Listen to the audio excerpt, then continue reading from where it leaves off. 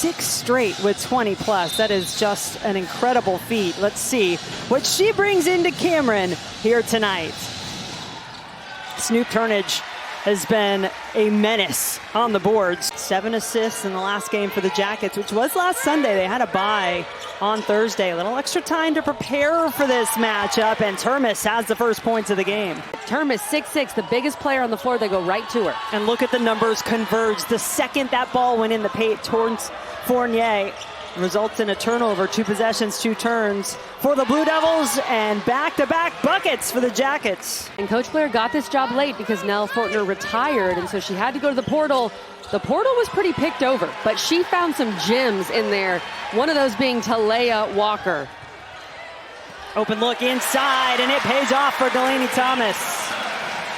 Here is Jackson, player that Kara Lawson lauded as just a winner in her backcourt, along with Mayer. Experience, understands how to win games. Going inside to Delaney Thomas the first couple possessions, Thomas using her speed to get by Termes. Now she has all 4 of Duke's points so far, Delaney Thomas. Jackson stepping into the 3, yes! In Cameron Indoor for a while. She is a senior, all 4 years at Duke. Off the rim into the hands of Jackson. Senior out of China, Texas for this Duke Blue Devil team. Going all the way to the rim. Would have now missed their last 6. Mayer keeps this broken play alive, winds up with Jackson, you know it!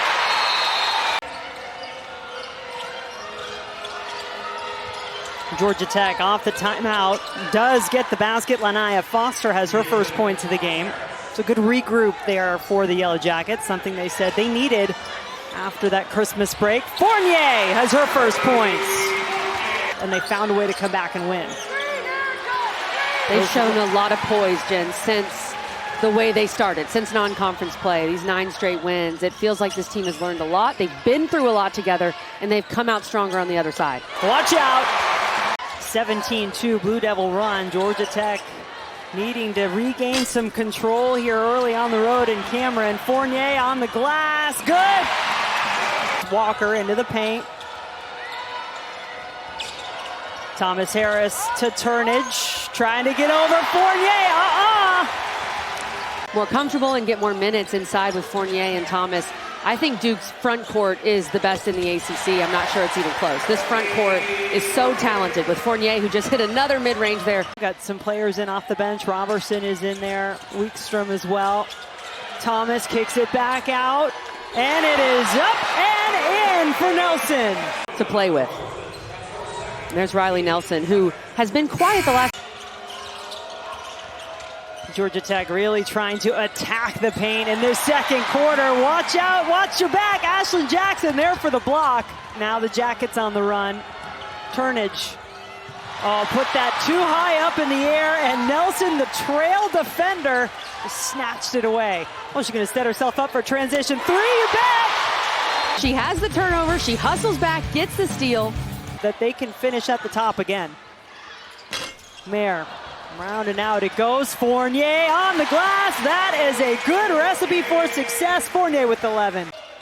Under 9 on the shot clock. Thomas, who got the scoring started for Duke tonight. It falls right to Nelson on the ACC logo. There's that friendly home rule. Around Christmas, and now she's breaking out of that slump. 11 points early in this one. I'm going to need a stopwatch on Albin when she runs down the floor. That is incredible. She's a blur. Made her first 2 triples. Moon inside to Turnage. Georgia Tech needs a little more of that. They had missed their last 18 shot. For Georgia Tech, they'd just come off that big win over Clemson. Albin, a dish at the last second.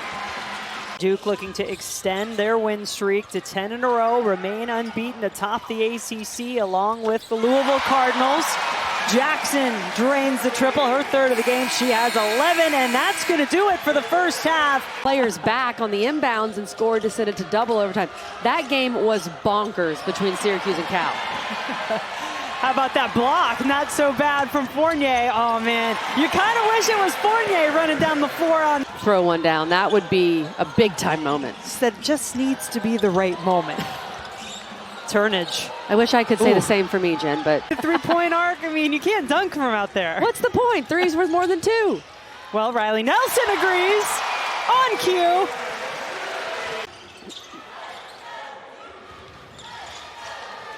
Open look. Jackson drains it. The threes continue to fall for Duke tonight. With what Duke does defensively, the way they rebound, the size they have in the front court, if they're able to make threes as well, that's when they can be at their very best. And that's how we saw them win the ACC tournament and go on to the Elite Eight. So this is a great sign for Kara Lawson's group that they're shooting the three ball like this. Oh my goodness. At Georgia Tech, best do something defensively. Week continues on. That's nothing but net Thursday nights right here on ACCN. Walker, brave into the lane and blocked that time by Wood. With how these bigs for Duke have been able to play during this 9-game win streak. And Ariana Robertson, who's finally in the game at this point. She had 2 fouls early in the first half, so we didn't see much of her. And they have a great nickname. Oh, Jen. they do. They do. They call themselves Arby's. Ari, Toby, get it? I'm there with That's you. an NIL deal waiting to happen. That was basically the first thing I knew about Canada. You were really excited when you Drake found that was on out. Degrassi. She was on the previous iteration of Degrassi. Okay. Toby's mother was. A million times on my calendar. Cannot wait for that one. Yeah, that'll be on ESPN, and what a game that will be if these two teams remain unbeaten heading into it. Duke certainly on their way. Big win over Stanford. And NC State, I know that was a tough loss to Louisville today. Near the end of regulation, Zoe Brooks gets that rebound. You think she should just pull it out. We've seen it on display for Duke tonight for sure. Duke leads the ACC in assists per game, and then Georgia Tech actually leads the ACC in assist rate, which is the percentage of field goals made by a team that are assisted. So Georgia Tech is really good at also passing the basketball, but they only 2 assists on their 7 made field goals, and credit Duke because their defense has been swarming. And it's situations like these for Robertson where she's going to get a lot of good playing time in this third quarter. To see that the number was as high as it was. This is the 78th meeting. Duke has won 66 of them, including the last 4. And in those last 4, in the first, they also had 21. And this is one of those games where you almost have to just measure up against yourself. It's just been so lopsided in favor of the Blue Devils. Over the last month or so, since the LSU game, they're 9 straight wins, looking at a 10th. This is a different team than what we saw in November and early December. Them ranked and did not rank Notre Dame because of that head-to-head. You look at their resume, and you look at the quality of their schedule. 7 wins over quad 1 and 2.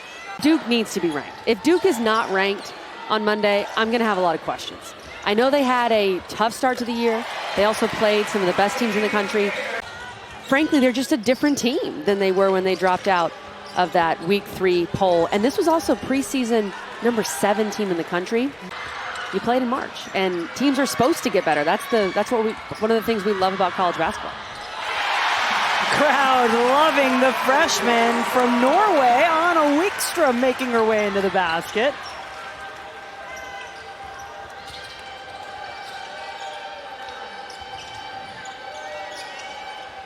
Three is around and out for Lanaya Foster. She had the last basket for Georgia Tech. Look at Wood. Look at Wood running the floor for Duke. Making yourself available for Ashlon Jackson. Incredible job running the floor. And now every player has scored who has taken the floor for Duke. Catherine Albin has been a one-woman spark of light off the bench for Georgia Tech. She's got 10. You run down the floor, you get your layup. See her knock it down, and Duke, 10 of 19 for 5 from 3 in the second half. Just lights out. Mayer cannot add to that lofty percentage, but Fournier works on the glass, and that has been absolutely all Duke tonight. Of all the things she does well, she is just a 51% free throw shooter this season, but that miss turned into 2 more for Wood. Turnage put the ball on the floor. That allowed Jackson to get there, but that length of Snoop Turnage, 6'1", but she seems a lot taller than that. Still got her a pretty good look. Jackson, short on the 3. Watch the speed. This is catch me if you can. And how about the assist, too? I mean, Albin's been terrific. Get this. Has never had a double-double. Perhaps that changes shocking. tonight. Just needs one more board. She's not too far away on assists either. Has 6 assists, part of that stat line. That's impressive. 3 goes down for Foster and Georgia Tech.